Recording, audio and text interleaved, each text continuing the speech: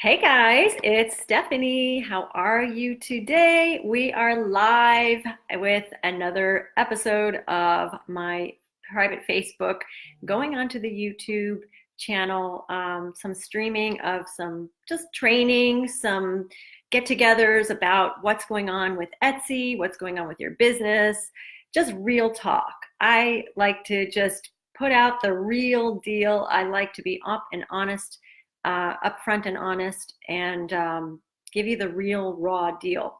So we are going to be talking about, I'm going to wait for just a minute till you guys start to pop up. I've got Marcia here. Welcome, Marcia. So good to see you. We're going to see who's going to pop on. A lot of people watch this, the replay, but it doesn't matter because you are here, and that shows that you are making an investment in your future, in your business. And that is so exciting because, that's what it takes. It takes action. And before we start, I always like to start with a quote. And this quote is from Tony Robbins. And I've never been to one of Tony Robbins' events, but I have heard they are amazing, and he's coming to Miami. I'm really thinking about going to his event because supposedly they are life-changing. But his quote today is, "The only way to get beyond fear is with massive action." And truly, if you are a business owner, you know what I'm talking about. If you're just getting started in business, you might be all excited and then lose your energy as you start to progress in your business because maybe you're not seeing the results so quickly, or maybe you're frustrated, or maybe you just stop for a short period of time and you lose that momentum. So go back to what Tony Robbins says: take massive action. And another little tidbit, and this is what I do in my business, or businesses I should say, because I do run multiple businesses, and I'm actually increasing many businesses between Amazon and Poshmark and my YouTube channel, my website. I'm doing a lot of different things, but I'm not getting overwhelmed because I am taking everything and I'm super hyper focusing on what I need to do for the day. And then over time, those little tiny increments add up to one big massive action. So whether it's massive action all at once or little bits every day, it's all going to add up. Okay, so today we're going to talk about the Etsy experiment. So if you are already selling on Etsy, you might have heard that Etsy is rolling out, or has rolled out, the free shipping over $35. So what is that? That is where, as a seller, you can offer free shipping on $35 or more on a single product, or if they purchase multiple products in your shop, they will receive free shipping. So I'm going to talk to you today about my experience with the test that I did over the past few weeks. The free shipping box, as you might know, maybe you know about it, maybe you don't, but we're going to go into that. And also if this is going to be right for your shop. So let's get started. Hopefully some more people will join us in just a few minutes, but I don't want to waste your time. I like to keep this to about 15 to 20 minutes. So what happened in the past few weeks, I saw the notice on Etsy that they were offering this free shipping, and they're going to bump you up in the search engine if you go ahead and take this opportunity.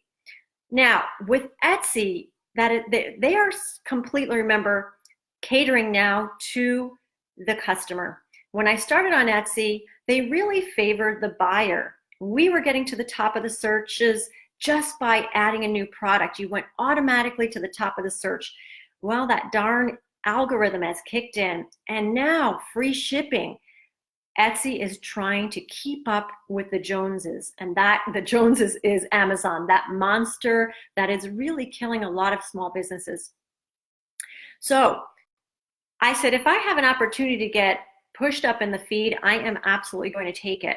So I do have multiple Etsy shops. So I started with just my one Etsy shop, which is my main bread and butter my multi-six-figure Etsy shop, well, almost multi-six-figure, which is jewelry making supplies. I did not increase my prices to wash out the shipping costs. Now, we're going to talk about all that in a minute. I didn't, because I am selling jewelry supplies, and if I was to tack on $5 to a $3 or $5 product, that would be probably to my disadvantage. So I said, let me just see what would happen, or what's going to happen, when I just offer free shipping, didn't change my prices. This was my baseline. Let's just see what happens. Well, I was pleasantly surprised. I've been testing this for I guess it's about 3 weeks now. And I'm going to give you a comparison from last month. I started about on the 15th. So from the 15th of June to July 15th, and from July to the current, which is today, is the 9th, I believe, the 7th, there was a 31% increase in my sales. 31%. That is huge. And we still have a week left to make it a full, complete month. And notoriously, July and August are very slow in my shop, very slow. I think, most people's the summer, it's that lag period. So how cool is this that it actually worked for me? Now, again, I did not increase my prices. We don't know if that's a factor or not. But I also noticed another thing, that I was getting a lot of new customers.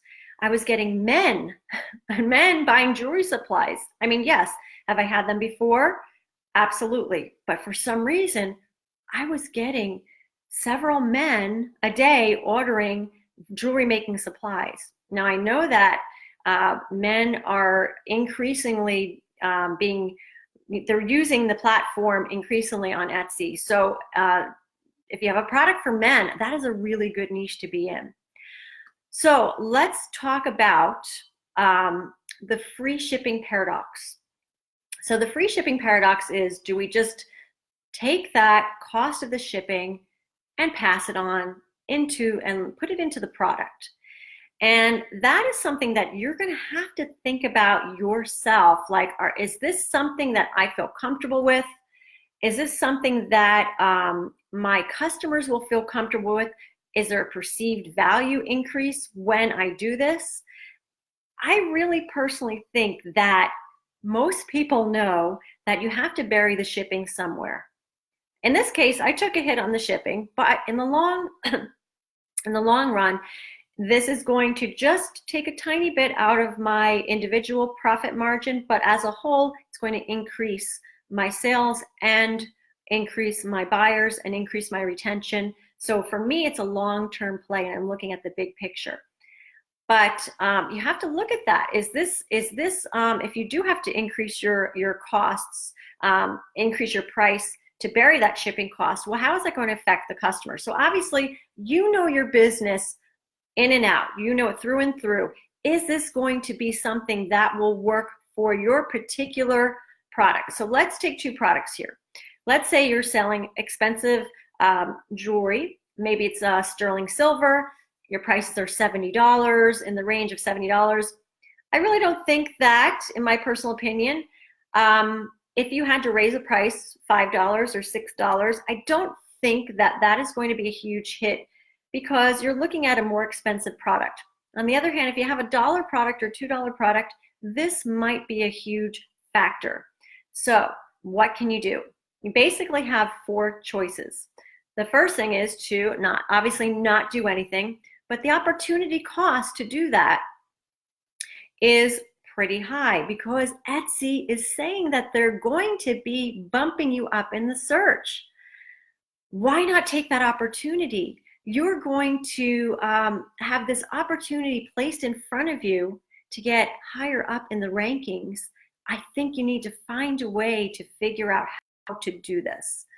You're going to lose out potential buyers by not doing this, at least not testing it and see if it's going to work for you. So the second thing that you can do, obviously you can do nothing. The second thing you can do is what I did, which is to keep your prices the same and offer the free shipping. And again, look at the cost of that opportunity if you don't do it. If you do if you do that free shipping on your product, is that going to bump your sales, bump your customer retention, new customers, getting them on your email list? Is this really going to work for you in the long run? Check out your profit margins, test it for a month to see if it works. The next thing that you can do is you can offer free shipping, increase your prices on just a few products. So let's say if you have a few more, maybe some expensive products in your shop, you have a range of prices, you can try that with just a few products to see if you can counter effect the high shipping costs and bury it in those higher prices. So this way it won't seem like everything just went, wow, oh my gosh, she just raised her prices like by 20%, everything's crazy. But those higher prices won't seem to be hit as bad, if you know what I'm talking about. So the last thing you can do is obviously raise all of your prices, bury the cost of the shipping on each item, and then you can check and see how that is going to work for you.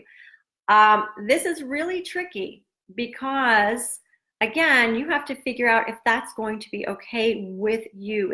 Is morally, is that okay with you? Because it's technically not free shipping. I really do think the marketplace understands that as a business owner, you've got to kind of figure in the shipping somewhere in your business model. So I don't think it's really being totally deceiving, because I just think it's a general knowledge of, and this is again my personal opinion, a general knowledge of how business runs. People know that, you've got to, put your shipping in somewhere and bury that into your product costs. So again, this is something that you have to feel comfortable with. Are you going to be doing more volume? I noticed that as of today, I've done about the exact same amount of sales, but I still have a week left in the month to test out the from July to August. So yes, my volume is also increasing. The average sale order amount is increasing. New customers are increasing. So for me, it is a win. I might try in some of my other Etsy shops because I have some more expensive products in those shops. I might try some things, maybe trying some, raising the prices on some of those items in the other Etsy shops and see what happens. But again, everything is about testing what you feel comfortable with, what your customers are looking for, and what their level of, let's see, what do you call it? Just really their level of understanding for your business, meaning, okay, most products that you're selling are in this price range and you're like way above that. What is the average price range in the market for your type of product? Are you just way out there? That might really, really hurt you. So again, depending what it is that you're selling, test different strategies. And in business, that's really, truly what it's all about. We all want this, like, oh, give me the right answer. Tell me right now what I should be doing. And that's really not how it goes. The way that business goes is, you've got to test, and test again. And what is working, you do more of, and what isn't working, you do less of. I know it sounds pretty simple, but we tend to get wrapped up into, making mistakes like, oh my gosh, I shouldn't have done that. I made a huge mistake. No, it's not a mistake. You just tested it and it did not work out. So that's really how you have to look at business when it comes to testing. So really, in a nutshell, it really worked for me. I highly recommend trying it. I think there are some people that are afraid to do this. I say have no fear. Test a few different strategies. See what's going to work for you. All right, so that is it. We're already at 15 minutes. Can you believe how fast that goes? Do you have any questions at all? Please leave them. You can tell me or ask me right now, or if you are watching this on the YouTube channel. Let me see. I have a question right here. I'm getting a few more views, but not sales or increase, and looking at who has favorited. They are people from Facebook groups. Okay, so you did do the 35 plus, you're getting more views. Okay, so then you have to look at the conversion rate, and that is how many people are looking at your product. If you're not getting more sales, there's going to be something wrong, possibly with your product. The price might be too expensive if you increased your prices. There's a lot of things you need to look at. You really got to look and see if you're having trouble with sales in general, if your conversion rates are low. That is actually the number. If you don't know what conversion rate means, that's when a person clicks on your actual product, are they buying? What is the conversion rate? The average is around 2-3%. If you're lower than that, you might have a problem that people are not wanting your particular product, whether it's the price is too high, they just don't want that particular product color. You've got to figure that out. So look and see where your conversion rate is at. If you have a high conversion rate, you just need to get in front of more people. So again, this is really a personal thing. Obviously, I can't tell you exactly without going in and dissecting and looking at your shop. But that keep trying and keep seeing what's going to work. If this isn't working, then don't do it. You want to try to get those views into sales. You've got to try to get those conversions. So please feel free to email me in the private Facebook group. I'd love to answer any more of your questions. Anyway, that's it for this live session. I will see you guys in the next Facebook Live. And remember, we're here as a community to help each other. If anyone is coming across great success or even failures, we want to share all that so we can glean from one another. Okay? I really want this to be a community in our Facebook group so we can just support each other through this journey. We're all creators. We all love what we do, and we want to make sales. We want to have a sustainable business. So on that note, I wish you guys a great Wednesday afternoon, and I'll see you in the next Facebook. Take care.